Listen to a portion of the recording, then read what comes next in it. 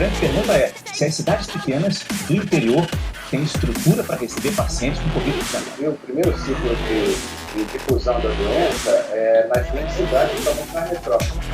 Passando do dia 10 de 1.366 casos para 2.840 casos, dia 20 de abril, no intervalo de 10 dias a gente teve esse aumento.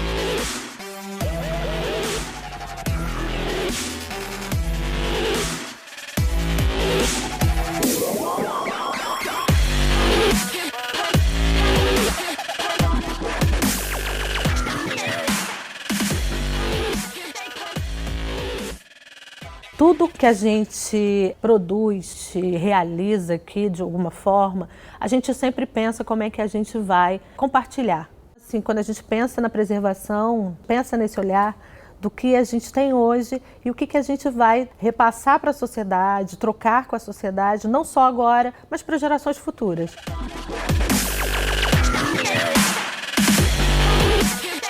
A Biblioteca de Manguinhos se constitui aqui, mas a gente tem um espaço da seção de obras raras, que é um acervo valiosíssimo, que hoje a gente conta com mais ou menos assim, 50 mil itens entre documentos e outras tipologias. O documento mais antigo que nós temos tem mais de 400 anos. Porque a gente faz o trabalho de digitalização desse acervo para que ele saia do espaço de guarda e ganhe o mundo.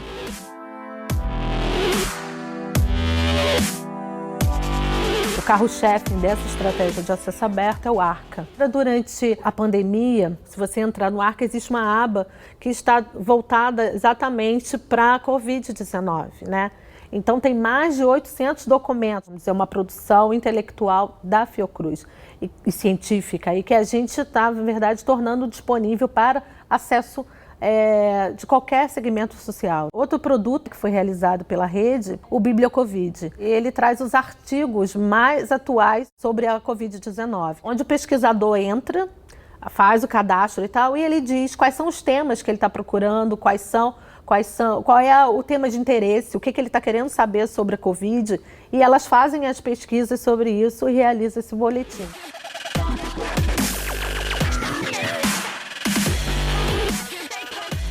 Através da rede, a gente criou uma plataforma integrada. O usuário, ao entrar nessa plataforma, ele tem apenas um campo de busca.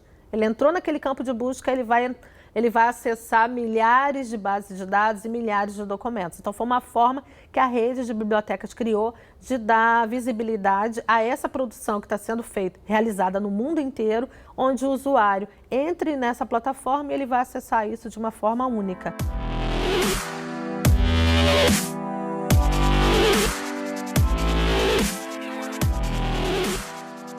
O LCTS é o Laboratório de Informação Científica e Tecnológica em Saúde. Ele tem como base de suas pesquisas a interface entre informação e comunicação científica e tecnológica em saúde. A gente desenvolve estudos desde estudos da sociologia da ciência, tentando mapear, tentando analisar as questões sociais que envolvem o fazer científico e a produção de conhecimento, até o mapeamento e diagnóstico da produção científica e tecnológica em saúde, principalmente no que diz respeito ao uso dessa informação para as políticas públicas de saúde. A gente faz análise da produção científica, também prospecção tecnológica, analisando patentes e como essas tecnologias vão se desenvolvendo, também voltados para as análises de redes sociais, falando de rede de colaboração na ciência. Além de você conjugar vários saberes, pode dividir técnicas, dividir financiamento. Quanto maior a rede de colaboração, melhor para que o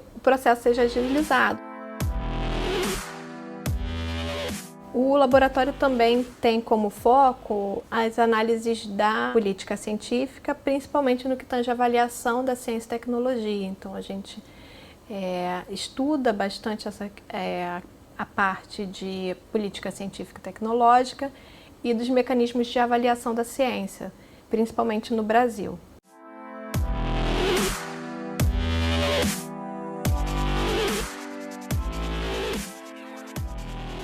A ciência aberta, o acesso aberto à informação científica é importante em qualquer cenário na área da saúde, principalmente no momento pandêmico como nós estamos vivendo, Ele foi crucial em um momento importante da nossa história recente na saúde, que foi a epidemia de Zika.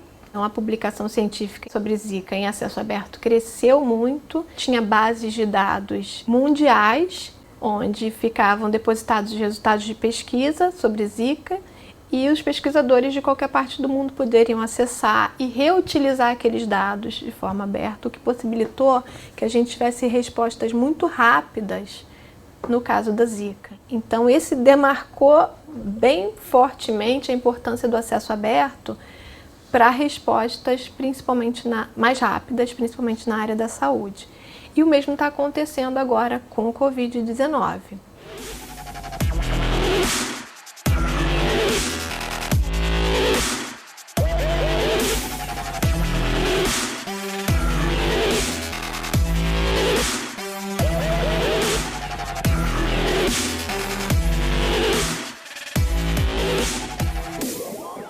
O Monitora ele vem como uma plataforma que tenta reunir essas diversas informações que estão disseminadas na internet dentro de um ambiente só. E isso facilita a busca desses dados tanto por pesquisadores, os gestores de saúde e também para a sociedade civil. Junto com essas informações, a gente também faz algumas análises e emite notas técnicas com os alertas, né?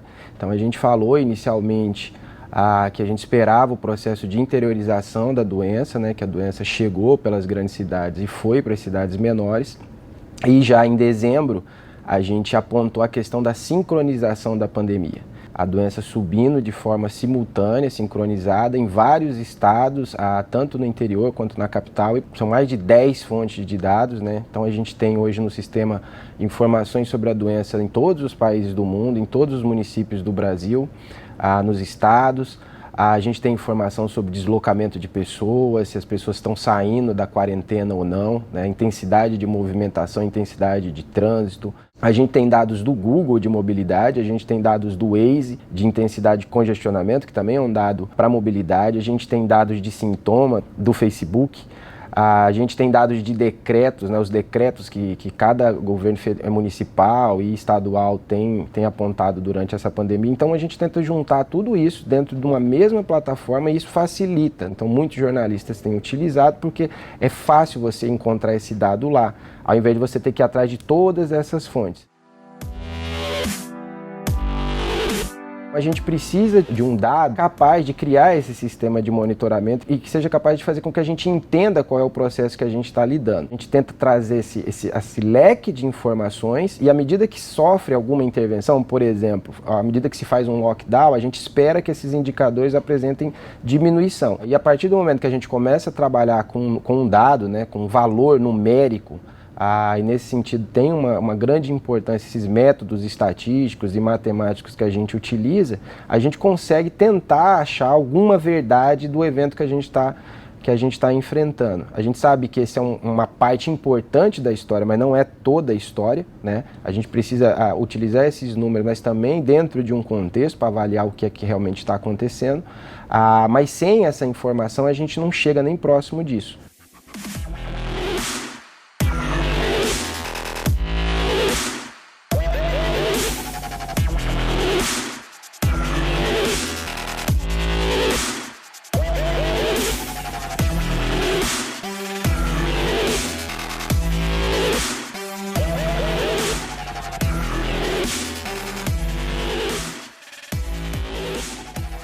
O nome do laboratório é Laboratório de Informações em Saúde. Nós trabalhamos tanto com informações secundárias, coletadas, por exemplo, pelo Ministério da Saúde, pelo IBGE e por outras instituições, como também com informações de inquérito, que são chamadas de informações primárias, quer dizer, que a gente faz o planejamento e coleta as informações desde o início da pesquisa.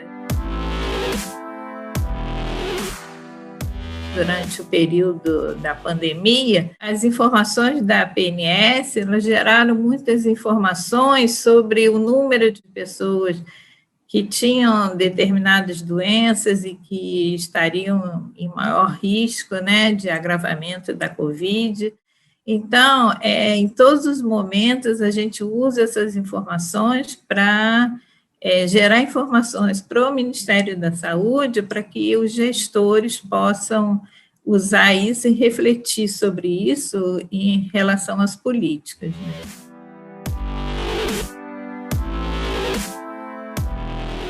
Fiz pela primeira vez uma pesquisa pela internet, por meio de redes sociais, que se chamou Convide, porque uma pessoa convidava mais 3.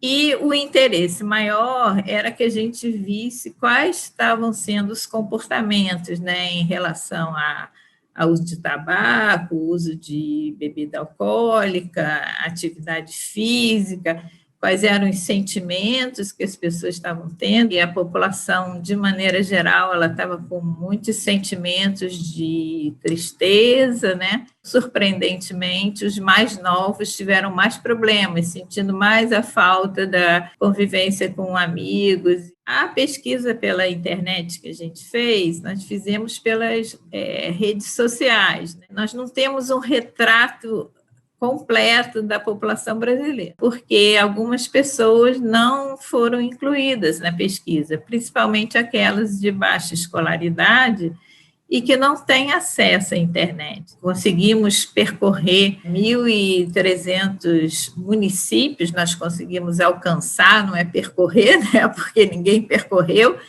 mas em 1 mês e meio de pesquisa. E a gente perdeu o contato com a população, mas a gente ganhou em fazer uma pesquisa que foi rapidíssima e alcançando várias pessoas, mais de 40 mil pessoas, e alcançando municípios muito distantes. Então, a gente viu que talvez a gente possa realmente ter outras metodologias para fazer esse tipo de pesquisa de comportamento.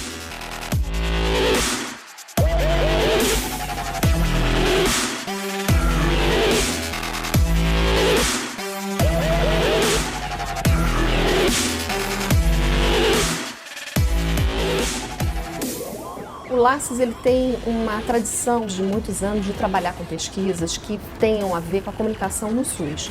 Uma outra tradição tem de pensar a comunicação a partir de grupos que estão, digamos assim, na centralidade discursiva. A gente tem trabalhos que vão pensar em como que as populações marginalizadas têm desenvolvido estratégias de enfrentamento, né, da doença do ponto de vista da comunicação. Então, quais são as suas estratégias comunicacionais?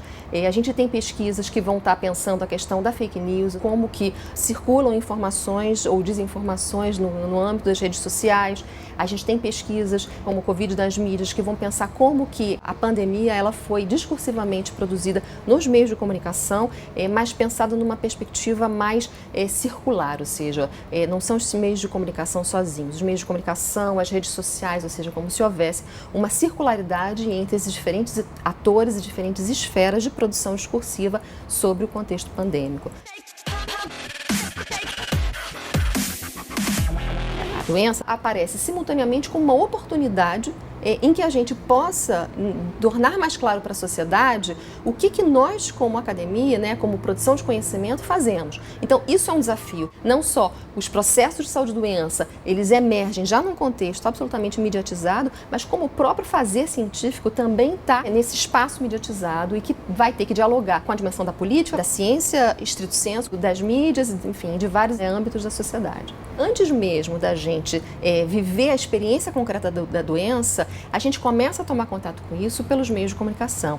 E isso vai fazendo com que os meios de comunicação que já estavam um pouco, digamos assim, sofrendo os impactos de uma nova realidade comunicacional, a partir das redes sociais, acaba reconfigurando o seu próprio lugar. Então você tem um redesenho do cenário comunicacional e de uma concorrência dessas narrativas, né, que vai ser, por um lado, positiva e, por outro, às vezes preocupante, porque essa produção acaba também dando vazão para a circulação de uma série de informações que não são informações condizentes com aquilo que os consensos científicos trazem. E numa enxurrada de informações, isso traz para a gente uma dificuldade, muitas vezes, né, de separar o joio do trigo. E nesse sentido, isso é importante para a gente, como instituição de pesquisa em comunicação e informação, não só para a gente entender o que são essas informações, esses sentidos que estão circulando sobre a pandemia, mas também para, a partir desse entendimento, poder subsidiar as autoridades para interferir nessa concorrência discursiva. Reforço mais uma vez a importância do ICICT, porque de alguma forma a gente tem refletido sobre essas questões nessa interface já há muito tempo. Então a gente tem um acúmulo, né, de uma maturidade, está em curso e está se aprimorando, que eu acho que é um tesouro, né, a gente poder aproveitar isso.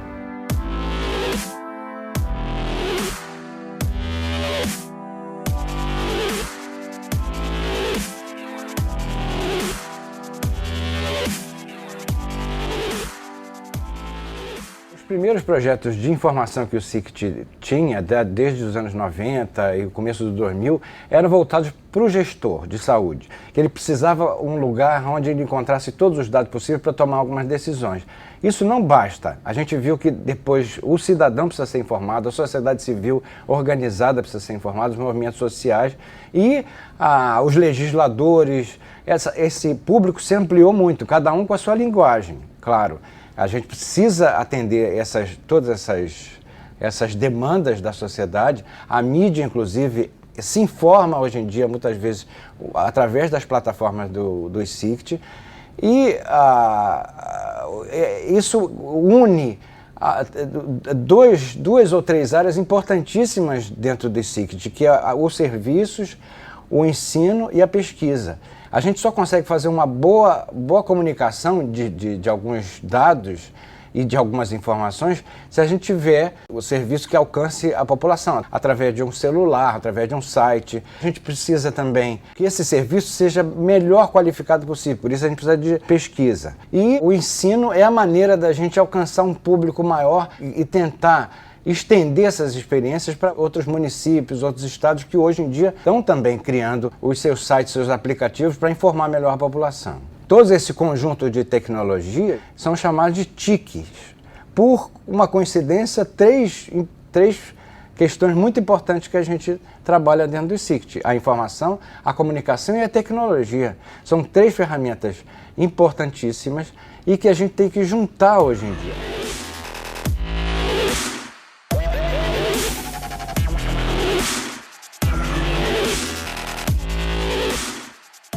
O ICICT é um lugar para qualificar melhor a informação, criar um mecanismo de avaliação e monitoramento das políticas de saúde, na comunicação, propor maneiras diferentes de alcançar o público e entender o que o público, na verdade, está entendendo sobre as questões de saúde.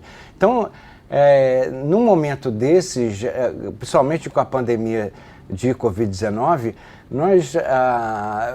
essas áreas tendem a se valorizar muito, porque houve muita incerteza, muita fake news, muita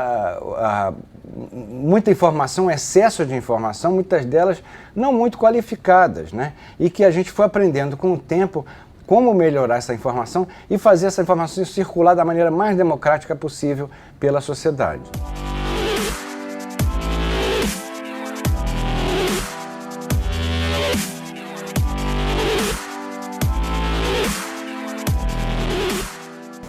O ICICT ele começa a ofertar cursos de comunicação e saúde nos anos 90, quer dizer, tem uma história longa, quase 30 anos. Né? Em 1993, a gente começa o nosso primeiro curso de aperfeiçoamento em comunicação e saúde. E foi um dos primeiros cursos de comunicação e saúde da Fiocruz, com certeza, um dos primeiros, né? Mas também fora da Fiocruz. E algum tempo depois, esse curso ele se transformou num curso de especialização. Muitos egressos do curso que acabavam tendo lugares importantes no Ministério da Saúde ou nos serviços nas pontas, em que podiam trazer uma perspectiva de comunicação que a gente estava tentando implementar. Porque ele é interdisciplinar, mas ele faz de uma forma em que essa relação entre comunicação e saúde não é uma relação subalternizada. A comunicação ela não é pensada do ponto de vista instrumental, né? A comunicação ela é apenas uma ferramenta para comunicar melhor a saúde. Não, ela traz toda uma problematização sobre o que é comunicação e a comunicação pensada de uma forma mais ampla, né? Como um processo de produção, circulação e apropriação de sentidos. E do ponto de vista da saúde, ela vai trazer temas da saúde que são importantes para a comunicação e que a comunicação, de alguma forma, não problematizava.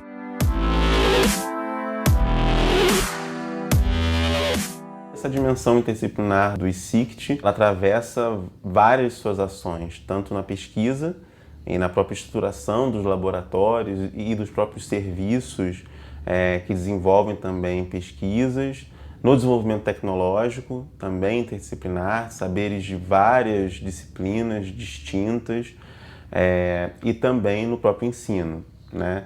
Então a gente tem uma estrutura de ensino de vários cursos de curta duração, cursos lato sensu, de especialização, e no próprio PPGIX, né, que é um curso estrito sensu, que preza pela interdisciplinaridade de 3 áreas básicas: a ciência da informação, a comunicação e a saúde coletiva. Aprender a trabalhar na interação e nas fronteiras entre os campos. Eu acho que é isso que marca e define o ensino do ICICT. Nós somos um programa que recebemos muitos profissionais do SUS, de órgãos de saúde, de instituições de saúde, sejam elas do Estado, da Federação, de município. Porque o PPGIX surge, particularmente, como uma proposta de refletir sobre essas transformações na sociedade contemporânea, que impactam na saúde, obviamente, que isso é uma reconfiguração da nossa sociedade, das relações sociais, da estrutura social, da experiência social marcada por tecnologias, dispositivos, processos de informação e de comunicação. Não há mais como pensar a sociedade contemporânea, especialmente depois do século XX, sem considerar esses dispositivos, tecnologias e mais, de como que representações, saberes, discursos sobre saúde, eles também permeiam processos de informação e permeiam processos de comunicação.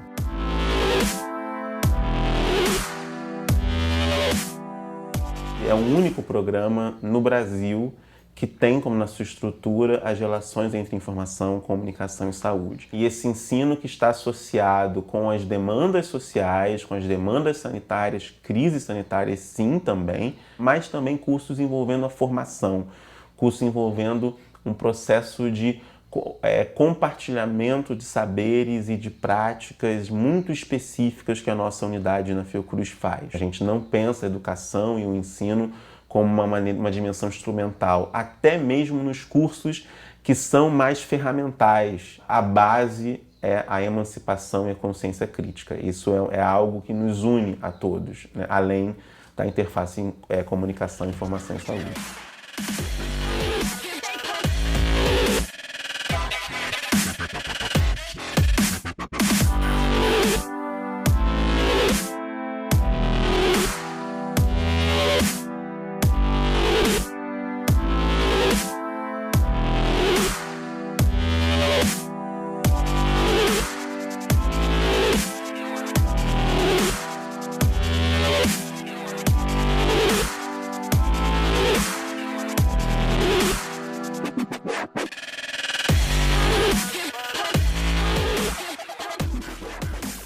A maior dificuldade quando a gente faz um portal institucional de uma instituição tão grande e complexa da Fiocruz, né, que a gente precisa falar com muita gente diferente, né?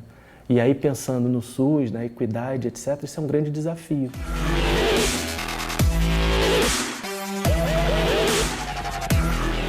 Quando chegou a pandemia, chegou a novidade do tema. Então a gente realmente teve de se organizar rápido, né, de tentar errar rápido e corrigindo ao longo. Mas, por outro lado, foi uma coisa muito interessante, porque permitiu que um certo acúmulo, principalmente na área de desenvolvimento tecnológico, eu estou falando de buscas e formatos de perguntas e respostas, possibilidade de criação de áreas. A gente criou uma área de Covid, que ela foi crescendo e ganhando complexidade. A gente criou um especial sobre vacinas, né? Campanhas para populações vulneráveis, lançamos editais no portal, as notas técnicas, os boletins. A gente, através do observatório, começou a se integrar com o público mais pesquisador aqui da Fiocruz, mas ao mesmo tempo eram os pesquisadores que queriam fazer falar para a sociedade, e você consegue pegar um pouquinho dessas coisas todas e reunir sobre um guarda-chuva temático. A gente teve números que chegaram a ultrapassar 1.500 mensagens, né, no momento mais crítico. E ambos os produtos, Portal e Fale Conosco, estão desenhando uma curva que é muito parecida e que ela reproduz justamente o aumento da demanda da sociedade por informação. Ao monitorar, a gente consegue ficar com um certo termômetro da sociedade. Na hora que aquela demanda começa a aparecer, você pode utilizar isso como termômetro para a produção de pautas e ao mesmo tempo que você produz uma pauta que possa responder uma dúvida generalizada, você acaba girando esse ciclo e produzindo o seguinte efeito, que cada vez mais assim, as perguntas estão mais respondidas e as pessoas podem perguntar coisas mais avançadas ou mais específicas, né? E isso, eu acho que esse movimento gera uma qualidade na comunicação.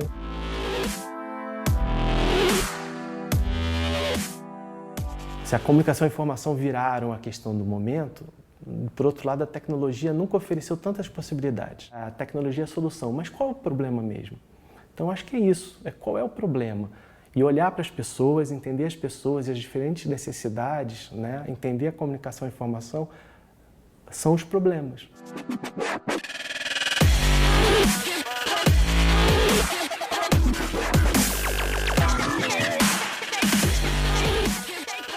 O ICICT conseguiu se manter em atividade remota, e na área de gestão, algumas coisas que com o tempo tiveram que ser colocadas em alguma dose no trabalho presencial, mas se mantiveram em grande parte como trabalho remoto. Isso é um aprendizado muito grande para a instituição, mas faz muita falta para todos, eu acho, o trabalho em grupo, em equipe. Quando eu falo em equipe, é a equipe se vendo, você podendo chegar numa outra sala e conversar uma coisa que, com a necessidade de uma sala online, toma mais tempo da gente.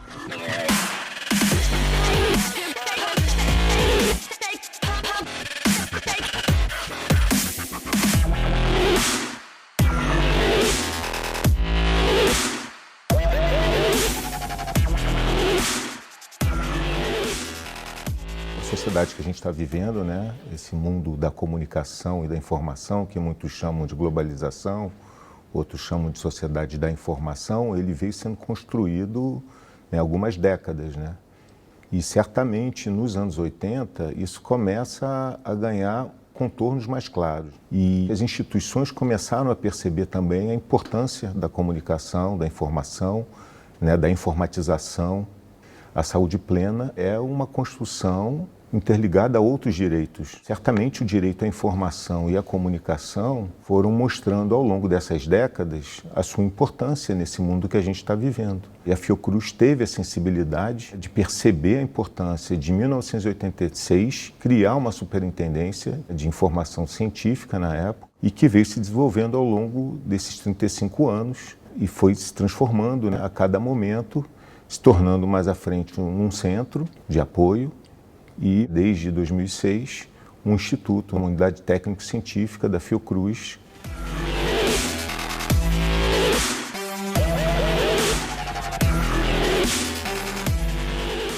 O ICICT tem uma singularidade fundamental para o campo da saúde.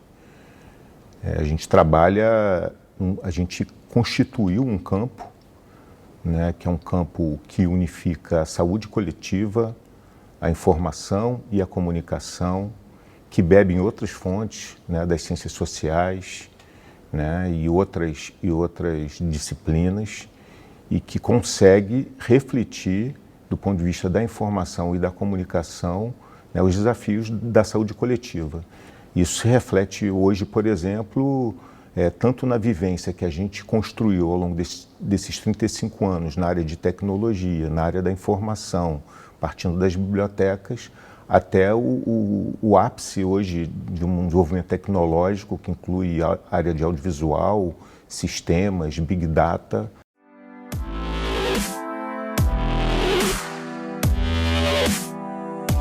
Não existe democracia sem liberdade de expressão, não existe a possibilidade de construção de políticas públicas com participação, sem liberdade de expressão, e para que a sociedade possa funcionar mais plenamente, ela tem que ter acesso às informações públicas, informações sobre o sistema de saúde, sobre sobre seus orçamentos, sobre a aplicação orçamentária, sobre as informações que são importantes para a vida dela, para que ela possa também tomar cuidado com a sua saúde. E como a gente trabalha essa informação é um pouco como a gente expressa na área da comunicação. Desde o dado científico, da importância da gente produzir o dado científico, analisar o dado científico, vai até a produção conseguir expressar e fazer circular a produção científica de uma forma ampla e a forma de comunicar e de se articular com a sociedade e buscar uma comunicação que potencialize a atuação da sociedade num momento, né, tão grave, onde a comunicação ela é central, não só para levar as informações corretas, mas também para dar expressão, né, para esses grupos sociais que muitas vezes não têm espaço para se expressar.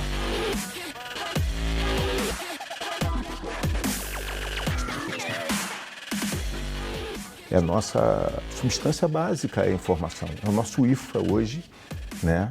Assim, fazendo uma comparação, é a informação.